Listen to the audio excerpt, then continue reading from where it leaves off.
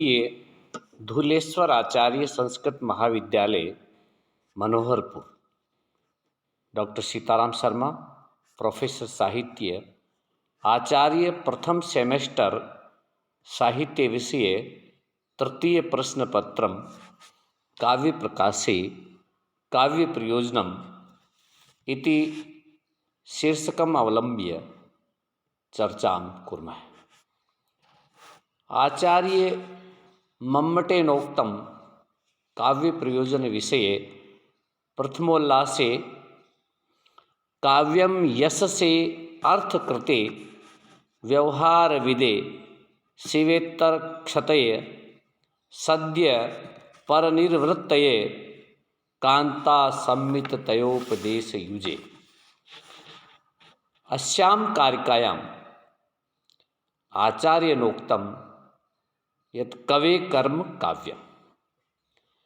कवे कर्म काव्यम् इति चिन्तनं यथा कुम्भकारः घटनिर्माणं करोति तथैव काव्यस्य निर्माणं कवि करोति। किन्तु काव्यस्य प्रयोजनं किम् इति चिन्तनम् अत्र क्रियते। केन कारणेन काव्यस्य निर्माणं भवति, प्रयोजनं किम् इति विषये चिन्तयन् कवि कथयति यत् काव्यं यश प्राप्त्यर्थं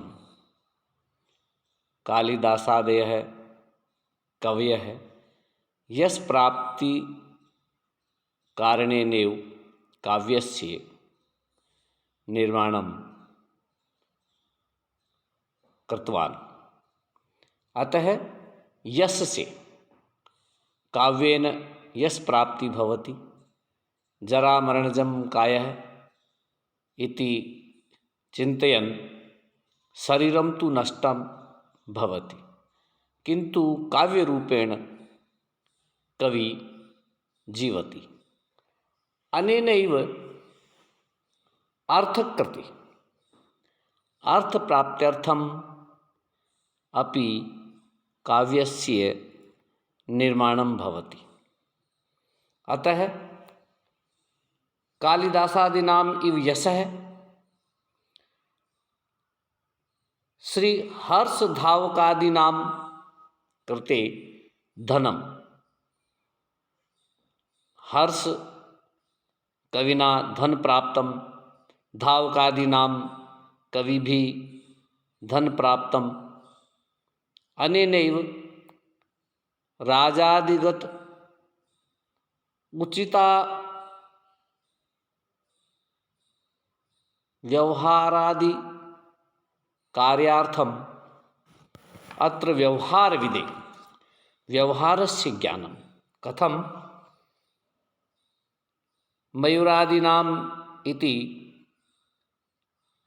अर्थ प्राप्ति संयोगेन शिवस्य इतर अशिव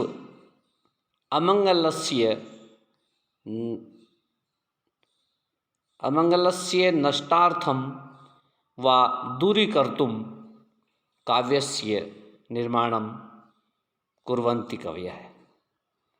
अनेनैव व्यवहारस्य ज्ञानं कथं सरसादि पादेन अभिमुखीकृत्य रामादिवत् वर्तितव्यं, न तु रावणादिवत्।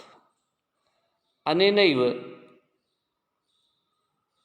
शिवस्य इतर अशिवस्य क्षतये अर्थात विनाशाय, तदनन्तरं सद्यः शीघ्रमेव परनिर्वृत्तया आनंद प्राप्ति हेतु। आनंदस्य प्राप्ति तु अनेक प्रकारेण भवति, किन्तु काव्य निर्माणेन सदैव आनंद प्राप्ति भवति इति आचार्य मतानुसारेण अत्र कथितं। तथैव उपदेश युजे कांता सम्मित तयोपदेश युजे। उपदेशाः त्रिप्रकारकाः भवन्ति। कथं? प्रभुसम्मत, मित्रसम्मत, कांतासम्मत। अतः प्रभुसम्मत उपदेशाः अवश्यमेव करणीयाः, तेषाम् अनुपालनं तु अवश्यमेव। सुहृद मित्र इत्यर्थस्य उपदेशानां पालनं स्वेच्छया भवति, किन्तु कांता भार्या यदि किंचित उपदेशरूपेण वा स्वेच्छा कथयति वा अनेन प्रकारेण अभिलाषा स्पष्टं करोति, तदनन्तरं पति तस्य पूर्ति अवश्यमेव कर्तुं समर्थः भवति। अतः सम्यक् प्रकारेण तस्या वचनं श्रुत्वा स प्रयत्नेन तस्य इच्छापूर्तिं कर्तुं सतत प्रयत्नशीलः भवति। यहाँ हम इस बात पर विचार करते हैं कि कोई भी कार्य बिना प्रयोजन के नहीं होता है। कालिदास ने भी कहा है, प्रयोजनम विना मंदोपि न प्रवर्तते। बिना प्रयोजन के मूर्ख व्यक्ति भी कार्य में प्रवृत्त नहीं होता है। तो विभिन्न आचार्यों ने अपने लक्षण ग्रंथों में काव्य के प्रयोजन अपने अपने अनुसार बताए हैं। उनमें आचार्य मम्मट के द्वारा काव्य का प्रयोजन जो बताया गया है, उसमें काव्य का यश प्राप्ति के लिए, अर्थ उत्पादन के लिए और व्यवहार के ज्ञान के लिए, व्यवहार भी काव्य के पठन से होता है। किम कर्तव्यम किम न कर्तव्यम, किम आचरणीयम किम न आचरणीयम इति काव्येन ज्ञानम भवति। इसी प्रकार शिव से इतर अशिव अर्थात अमंगल, अमंगल का नाश करने के लिए भी काव्य समर्थ है। अतः काव्य का एक प्रयोजन ये भी है। जैसे मयूरादि कवि का सूर्य शतक उसके कुष्ठ रोग के निवारण के लिए समर्थ हुआ, तो अनिष्ट का नाश करने में भी काव्य सहायक है। इसी प्रकार कवि आगे बताते हैं कि परमानंद की प्राप्ति, सहज रूप में यदि परमानंद की प्राप्ति चाहिए तो काव्य का पठन पाठन अनुशीलन अत्यावश्यक है।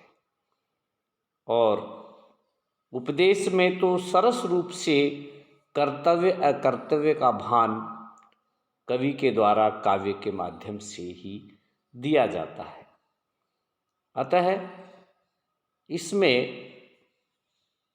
मुख्य रूप से यही बताया गया है कि काव्य का प्रयोजन एक सामान्य रूप से सरल भाषा में कवि ने इस कारिका में हमें अवगत कराया है।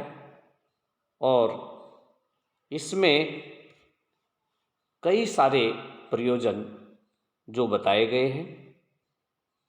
प्रथमतः यश की प्राप्ति, द्वितीय अर्थ की प्राप्ति, तृतीय व्यवहार का ज्ञान चतुर्थ, शिव से इतर अशिव अर्थात अमंगल क्षतय, शिवेतर क्षतय अमंगल का नाश, सदैव परनिर्वृत्तय शीघ्र ही आनंद की प्राप्ति, और अंतिम जो प्रयोजन बताया गया है उसमें कांता के समान उपदेश दिया गया है। इसलिए काव्य की रचना और उसके अध्ययन में अवश्य ही प्रयत्न करना चाहिए। अब यहाँ मुख्य रूप से विचारणीय है कि यदि हमारे पास वेद उपनिषद आदि ग्रंथ है तो फिर काव्य की क्या आवश्यकता है। हाँ, उनका जो उपदेश है वो प्रभु सम्मत शब्द प्रधान वेदादि का उपदेश है। इस प्रकार इसमें ये कहा गया है कि वेद शास्त्र पुराण आदि की जो शैली है वो प्रभु तुल्य है, उपदेशात्मक है, और इसमें उनका पालन करना आवश्यक है। जैसे सत्यम वद धर्मम चक, इसी प्रकार से सुहृद सम्मत जो उपदेश हैं, आज्ञा गुरुणाम ह्य विचारणीया, प्रमादय न कर्तव्य, इसी तरह से ये मित्रवत उपदेश होते हैं। किंतु इनकी वाक्य रचना दुरूह और क्लिष्ट होने के कारण काव्य में सरसत्व है, काव्य में सहजता है, सरलता है। इसी कारण काव्य के द्वारा जो उपदेश दिया जाता है वो सहज ही हृदयंगम हो जाता है। जिस प्रकार पत्नी अपनी इच्छा का कथन इस तरह से करती है कि वो किसी भी प्रकार से पति को सहज रूप में ही उसे पूर्ण करने के प्रयत्न की ओर लगा देती है, और वो इच्छा उसकी पूरी कर दी जाती है किसी भी प्रिय वस्तु के प्राप्त करने में या किसी अन्य उपहार आदि के लिए। तो इस प्रकार प्रभु सम्मित, सुहृद सम्मित, कांता सम्मित, तीन प्रकार की उपदेश शैली कहा गया है। प्रभु सम्मित या शब्द प्रधान शैली जो राज की आज्ञाएं, राज विधान आदि में शब्द प्रधान होता है और उनमें आज्ञा दी जाती है और उनका पालन अनिवार्य होता है, अक्सर से होता है। तो यहाँ प्रभु सम्मित उपदेश शैली एक प्रकार से राजा की आज्ञा के समान होती है। दूसरी शैली उपदेश शैली इतिहास पुराण आदि की है और उनमें शब्दों की प्रधानता नहीं होती है, किंतु अर्थ विशेष के ऊपर बल दिया जाता है और उसमें ही उसका अर्थ निहित होता है। उनका अक्सर से पालन या उनका अनुसरण किया जाता है, यह अभिप्राय होता है। सुहृद सम्मित शैली उसको कहा गया है। तो मित्र अपने मित्र को किसी कार्य के उचित अनुचित अनुष्ठान के लिए कहता है, अनुचित का परित्याग करने का उपदेश देता है, किंतु ये उपदेश राजा के समान नहीं होता है। इसको पूर्ण करने की इच्छा स्वयं के ऊपर निर्भर होती है। इतिहास पुराण आदि का अंतर्भाव इसी शैली के अंदर किया गया है। इसी तरह से दोनों से भिन्न शैली जो है वो तीसरी है। न उसमें शब्द की प्रधानता होती है, न अर्थ की प्रधानता होती है। उसमें शब्द अर्थ दोनों का गुणी भाव होकर रस की प्रधानता होती है। इस शैली को आचार्य मम्मट ने कांता संमित उपदेश शैली का नाम दिया है, जिसमें शब्द अर्थ दोनों का गुणी भाव होकर रस की प्रधानता होती है। अतः कांता संमितयोपदेश युजे, इस उपदेश में कहा जा सकता है कि ये रस प्रधान शैली है। और काव्यों के पढ़ने से ही रामादिवत वर्तितव्यम न तो रावणादिवत, अर्थात राम आदि के समान आचरण करना चाहिए, रावण आदि के समान आचरण नहीं करना चाहिए, इस प्रकार की शिक्षा हमें प्राप्त होती है। और काव्य के रसास्वादन में शब्द अर्थ की नहीं अपितु रस की प्रधानता होती है। और काव्य के रसास्वादन से कर्तव्य कर्तव्य का ज्ञान मनुष्य को सहज ही हो जाता है। इस तरह से ये कांता संमित शैली कवि के द्वारा मानी गई है। अब जिस प्रकार आचार्य मम्मट ने काव्य के प्रयोजन को स्पष्ट किया है, उसी तरह से विभिन्न आचार्यों ने अपने अपने ग्रंथों में, अपने अपने लक्षण ग्रंथों में काव्य के प्रयोजन को प्रस्फुटित किया है, जिसमें कुछ कवियों के प्रसिद्ध उद्धरण दिए गए हैं। जैसे वामन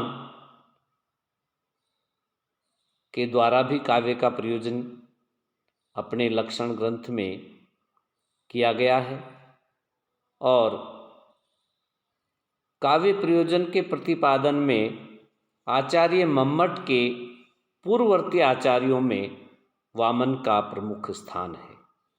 उन्होंने काव्य के 2 प्रयोजन बताए हैं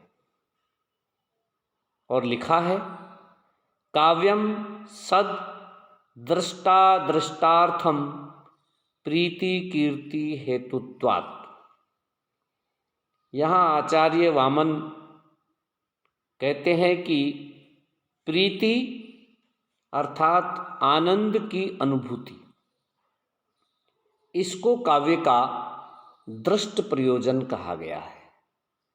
अर्थात आनंदानुभूति, ऐसी काव्य की प्रतीति से जो आनंद प्राप्त होता है वो दृष्ट है, अर्थात भावों में दिखाई देता है। और दूसरा जो प्रयोजन है वो कीर्ति, कीर्ति को काव्य का अदृष्टार्थ प्रयोजन माना गया है और इस पर उन्होंने विशेष बल दिया है। इस विषय में आचार्य वामन ने 3 श्लोक अपने उद्धरण के रूप में प्रस्तुत किए हैं। प्रतिष्ठाम काव्यबंधस्य यशसः सरणिं विदु अकीर्तिवर्तिनीं त्वेवं कुकत्वित्वविडम्बनां कीर्ति स्वर्ग फलामाहु रासंसारं विपश्चितः अकीर्तिन्तु निरालोका नरलोका देश दूतिकाम तस्मात् कीर्तिमुपादातुं कीर्तिंच व्यपोहितं काव्यालंकार सूत्रार्थ है प्रसाद्य कवि पुंगवई। काव्यालंकार सूत्र इनका लक्षण ग्रंथ है। इसी तरह से भामह आचार्य ने भी काव्य का प्रयोजन अपने लक्षण ग्रंथ में दिया है। ये भी वामन के पूर्ववर्ती आचार्य रहे हैं और अधिक विस्तार के साथ काव्य का प्रयोजन आचार्य भामह ने प्रस्तुत किया है। उनके द्वारा काव्य प्रयोजन जो कहा गया है वह इस प्रकार है। धर्मार्थ काम मोक्षेषु वैचक्षण्यम कलासु च करोति कीर्तिम प्रीतिम च साधु काव्य निबंधनम। अर्थात आचार्य कहते हैं कि उत्तम काव्य की रचना धर्म, अर्थ, काम, मोक्ष अर्थात चारों पुरुषार्थों का समावेश इन्होंने किया है और समस्त कलाओं में निपुणता ये भी काव्य का प्रयोजन है। इसी तरह से करोति कीर्तिम प्रीतिम च, कीर्ति के लिए और प्रीति के लिए। कीर्ति वही मम्मटाचार्य की तरह काव्यम यशसे, प्रीति सद्य पर निर्वृत्तेय का ही पर्याय हो सकता है। तो इस प्रकार प्रीति अर्थात आनंद की प्राप्ति या आनंद को उत्पन्न करने वाला। तो इन सब के लिए, इन सब उद्देश्यों को प्राप्त करने के लिए, इन सब के प्रयोजन की पूर्ति के लिए काव्य का निर्माण कवियों के द्वारा किया जाता है।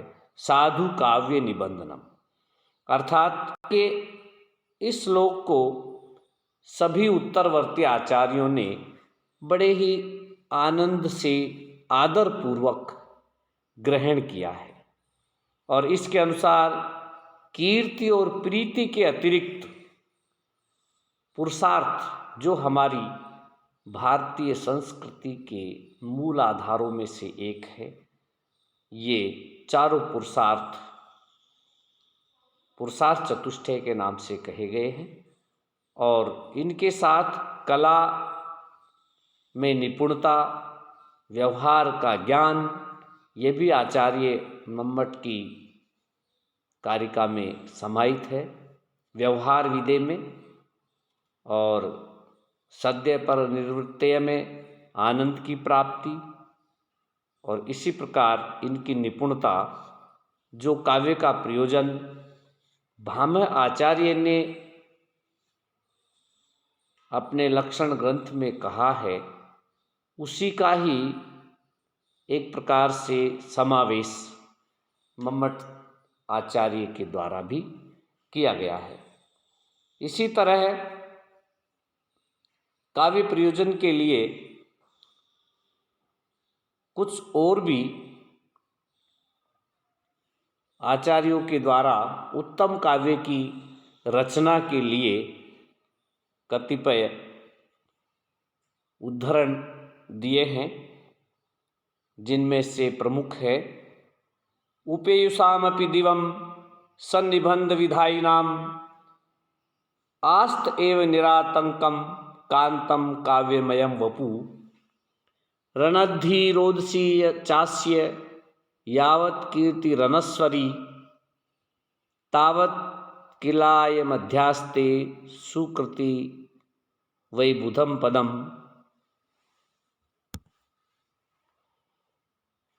अतोभिवाक्षता कीर्ति स्थेय सीमा भुवः स्थिते यत्नो विदित वेद्येन विधेय काव्य लक्षण है। सर्वथा पद्मप्येकम न निगाद्यमवद्यवत् विलक्षणा विलक्ष्मणा ही काव्येन दुःसुतेनेव निंद्यते नाकवित्वमधर्माय व्याधये दंडनाय वा कुकवित्वम पुनः साक्षान् मृतिमाहुर मनीषिण है। मनीषिण है, महाकवि है। काव्य, उत्तम काव्य की रचना करने वाले महाकवि दिवंगत होने के बाद भी उनका काव्य रूपी शरीर अजर अमर रहता है। अर्थात सुंदर काव्य शरीर यावत चंद्र दिवाकरो अक्षुण्ण बना रहता है, और जब तक उनकी अनस्वर कीर्ति इस भूमंडल पर आकाश में व्याप्त रहती है, तब तक वे सौभाग्यशाली पुण्यात्मा देव पद का भोग करते हैं। इस तरह प्रलय पर्यंत स्थिर रखने वाली कीर्ति को चाहने वाले कवि भूमंडल तथा आकाश में अनस्वर कीर्ति से युक्त रहते हैं और समस्त विषयों का ज्ञान प्राप्त करके उनके द्वारा जो काव्य रचना की जाती है, ऐसे काव्य रचना से जो कीर्ति उनको प्राप्त होती है, वो कीर्ति प्रलय पर्यंत स्थिर रहती है। अतः कवियों को समस्त विषयों का ज्ञान प्राप्त करके उत्तम काव्य की रचना के लिए प्रयत्न करना चाहिए। काव्य में एक भी अनुपयुक्त पद यदि आता है तो उसकी रचना से कवि को निंदा का भाजन होना पड़ता है। जिस तरह की कुपुत्र से पिता की निंदा होती है, उसी तरह काव्य में यदि कोई एक शब्द भी उसका स्वरूप को निंदित करता है तो उससे बचना चाहिए। अनुपयुक्त पद न आने पावे, इस बात का ध्यान रखना चाहिए। अतः कुकवि बनने की अपेक्षा अकवि होना अच्छा है। अर्थात अच्छा कवि नहीं बन सके तो काव्य रचना करना ही नहीं चाहिए, ये ज़्यादा श्रेयस्कर है। अकवित्व से न तो अधर्म होता है, न व्याधि या दंड का भागी बनना पड़ता है, परंतु कुकवित्व को विद्वान लोग साक्षात मृत्यु के समान कहते हैं। इस प्रकार आचार्य कुंतक ने भी अपने वक्रोक्ति जीवितम लक्षण ग्रंथ में काव्य का प्रयोजन स्पष्ट करते हुए लिखा है। कुंतक का जो वक्रोक्ति जीवित ग्रंथ है, उसमें आचार्य अपने प्रयोजन का निरूपण करते हैं। धर्मादि साधनोपाय सुकुमार क्रमोदित काव्य बंधो भी जाता नाम हृदय आह्लाद कारक है। अर्थात धर्म आदि साधनों का उपाय और सुकुमार क्रम से उदित होने वाला, उन्होंने सुकुमार मार्ग अपनाने के लिए कहा गया है, जिसकी शैली सरसत्व को जन्म देने वाली होती है। तो इस प्रकार के मार्ग को अपनाना काव्य बंधो भी जाता नाम, कवियों के लिए ऐसा काव्य हृदय को आह्लादकारी करने वाला होता है। तो यहाँ भी कवि की आह्लादकारी रचना यश की प्राप्ति कराने में समर्थ होती है। आगे आचार्य कुंतक अपने प्रयोजन में लिखते हैं, व्यवहार परिस्पंद सौंदर्यम व्यवहारी भी सत्काव्यादिगमादेव नूतनोचित्यमाप्यते चतुर्वर्ग फलास्वादमप्यतिक्रम्ये तद्विदाम काव्यामृत रसेनांतर चमत्कारो वितन्निते। अर्थात काव्य की रचना अभिजात श्रेष्ठ कुल में उत्पन्न राजकुमार आदि के लिए भी सुंदर एवं सरस ढंग से कहा गया धर्म, अर्थ, काम और मोक्ष की सिद्धि का सरल मार्ग है। अर्थात जैसे राजकुमार आदि भी यदि उस काव्य का अध्ययन अनुशीलन करते हैं तो उनमें धर्म अर्थ काम मोक्ष आदि सहज सरल ढंग से उनको ज्ञान हो जाता है। सत्काव्य के परिज्ञान से ही आचार्य मम्मट ने जैसे कहा है कि व्यवहार विदे, तो सत्काव्य के परिज्ञान से कुंतक आचार्य भी प्रतिपादित करते हैं कि व्यवहार का ज्ञान होता है और लोगों को अपने अपने व्यवहार का पूर्ण एवं सुंदर ज्ञान सुकुमार मार्ग से रचित काव्य के द्वारा सहज रूप में ही प्राप्त हो जाता है। सबसे बड़ी बात इसमें यह आती है कि सहृदयों के हृदय में चतुर्वर्ग की फल की प्राप्ति से बढ़कर आनंद की अनुभूति या चमत्कार उत्पन्न होता है। अर्थात काव्य की प्रयोजन के रूप में जो परिभाषाएं या जो कारिकाएं विभिन्न कवियों के द्वारा कही गई है, उनमें सहज रूप से एक ही बात सबके लक्षण ग्रंथों में निकल कर आती है, जो आचार्य मम्मट ने अपनी कारिका में प्रस्तुत की है। अर्थात सभी का समावेश यदि किया जाए तो आचार्य मम्मट की काव्य प्रयोजन की कारिका में सबका सारांश सार रूप में निहित है। मयूर भट्ट का भी उपाख्यान आता है कि उनके कुष्ठ रोग क्यों हुआ। ऐसा कहते हैं कि मयूर कवि जो है वो उनकी बाण भट्ट इनके भगिनी पति थे, अर्थात ये बाण के साले थे और धारा नगरी में अपने बहनोई के साथ रहते थे। कहा जाता है कि सुबह सुबह प्रातःकाल भ्रमण के लिए जाते थे और एक दिन जब ये आए तो रात्रि को किसी कारणवश बाण की पत्नी उनसे क्रुद्ध थी और वो उसे मनाने के लिए अपनी पत्नी से प्रयत्न करने के साथ साथ कह रहे थे, गत प्राया रात्रि कृष तनु शशि सीरियत इव, सारी रात बीत गई, हे कृष तनु, ये शशि भी कृष तनु हो गया है और प्रदीपोयम निद्रावस्मुपगतो घूर्णितैव, ये दीपक है ये भी रात्रि संपूर्ण रात्रि में जलता हुआ निद्रा के वश में जाने को है।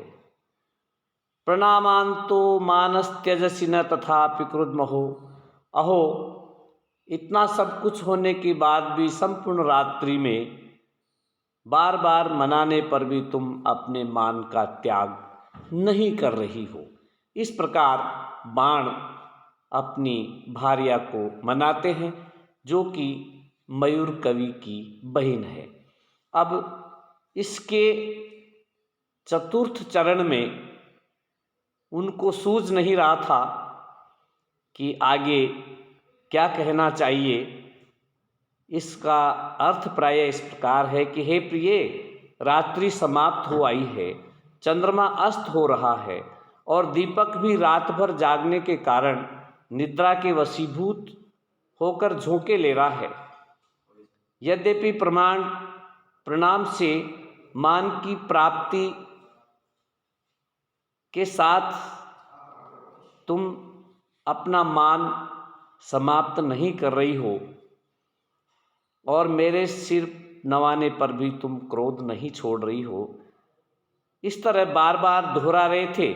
इसी समय मयूर बाहर आ पहुँचे और उन्होंने बिना कुछ सोचे समझे श्लोक का पाठ करते हुए सुनकर बाहर रुक गए और चुप नहीं रहा गया तो उन्होंने चतुर्थ चरण इस प्रकार से पूरा कर दिया, कुछ प्रत्या सत्या हृदयमपि ते चंडी कठिनम,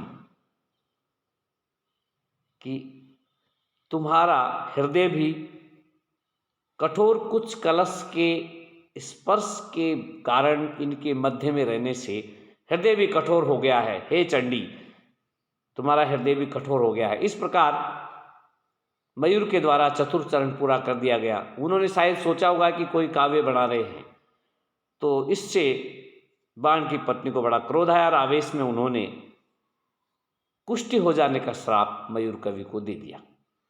तो ऐसा कहते हैं कि उसके बाद पातिव्रत्य के प्रभाव से मयूर भट्ट पर सांप का प्रभाव पड़ा और वो कुष्ठी हो गए। लेकिन सूर्य शतक लिखकर बाद में जब उनके कुष्ठ का निवारण हुआ और सांप के प्रभाव से मुक्त हुए, गंगा के किनारे जाकर उपासना करी।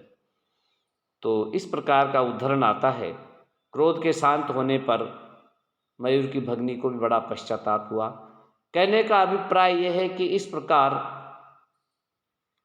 इससे शिवेतर क्षतये, अमंगल का नाश भी काव्य के निर्माण से हो जाता है। तो आचार्य मम्मट के द्वारा जो शिवेतर क्षतये अर्थात शिव से इतर अशिव, अशिव अमंगल इत्यर्थ है, उसका भी नाश हो जाता है, जिसका उदाहरण मयूर कवि के सूर्य शतक के द्वारा कहा गया है।